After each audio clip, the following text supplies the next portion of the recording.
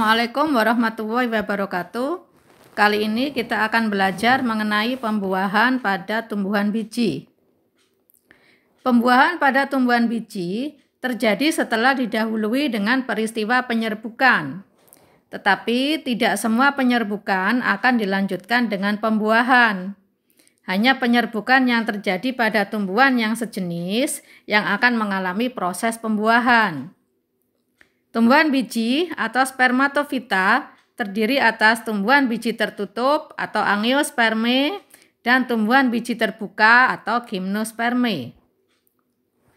Pembuahan pada angiosperme ini disebut sebagai pembuahan ganda karena ada dua macam hasil pembuahan, yaitu sigot dan endosperma, sehingga terjadi dua kali pembuahan.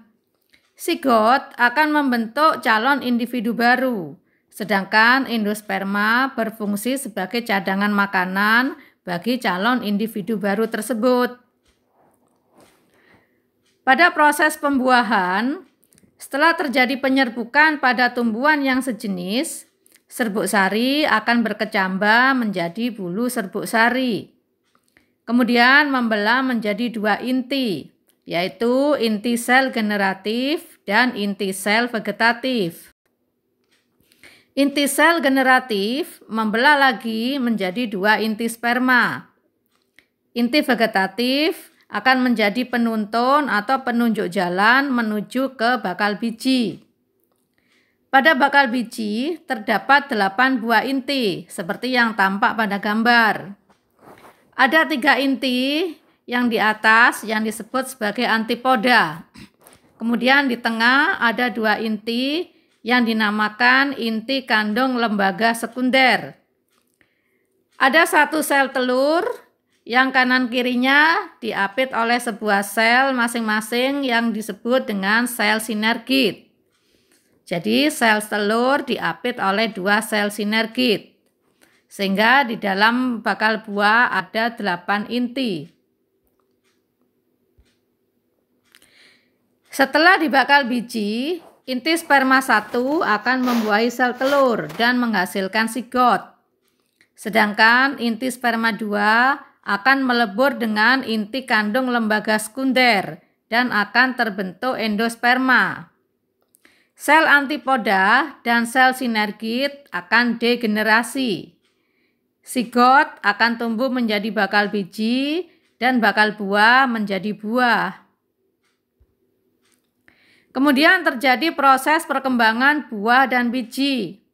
Biji akan menyebar dan tumbuh menjadi tumbuhan baru di tempat yang sesuai.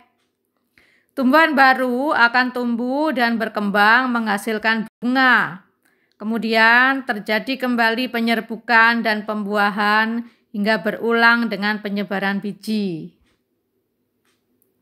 Berikutnya adalah pembuahan pada gimnosperme. Gimnosperme adalah tumbuhan biji terbuka karena bijinya tidak dilindungi oleh bakal buah sehingga terlihat langsung di antara daun-daun strobilus. Gimnosperme tidak mempunyai bunga. Organ reproduksinya disebut strobilus atau konus.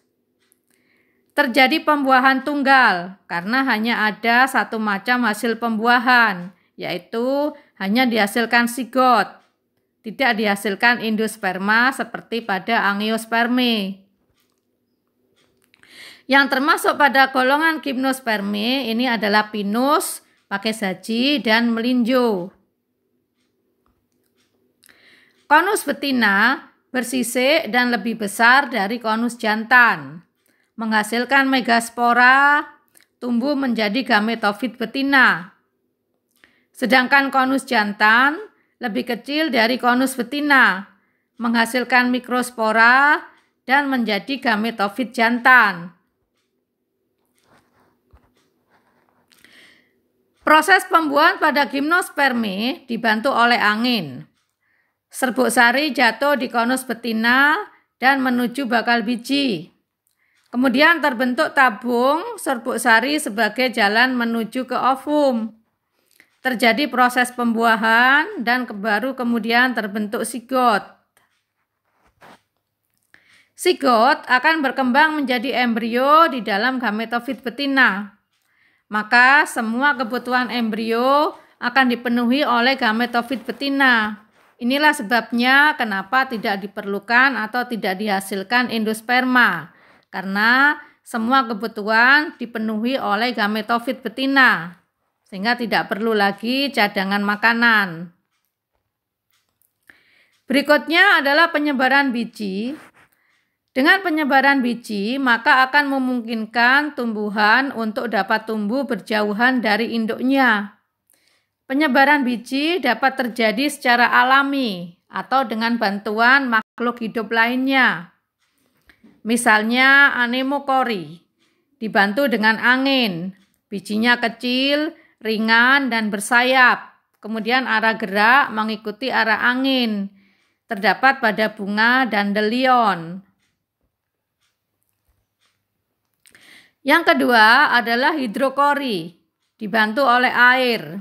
Bisa mengapung, mengalir mengikuti arus air, misalnya pada kelapa, bako, dan enceng gondok.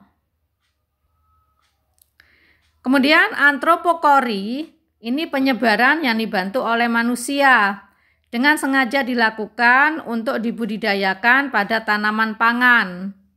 Kemudian kalau secara tidak sengaja, misalnya biji yang melekat pada baju atau rumput yang melekat pada baju. Kemudian zookori, ini proses penyebaran dengan bantuan hewan. Terdiri atas entomokori, berarti perantaranya serangga. Contohnya pada wijen dan tembakau.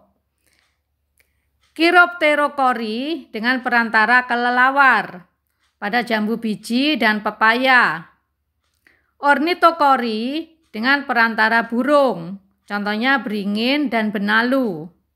Kemudian mamukori, ini dengan perantara mamalia, contohnya kopi yang dilakukan oleh hewan luwak. Sekian, semoga bisa dipahami. Mohon maaf atas segala kekurangan. Saya akhiri, wassalamualaikum warahmatullahi wabarakatuh.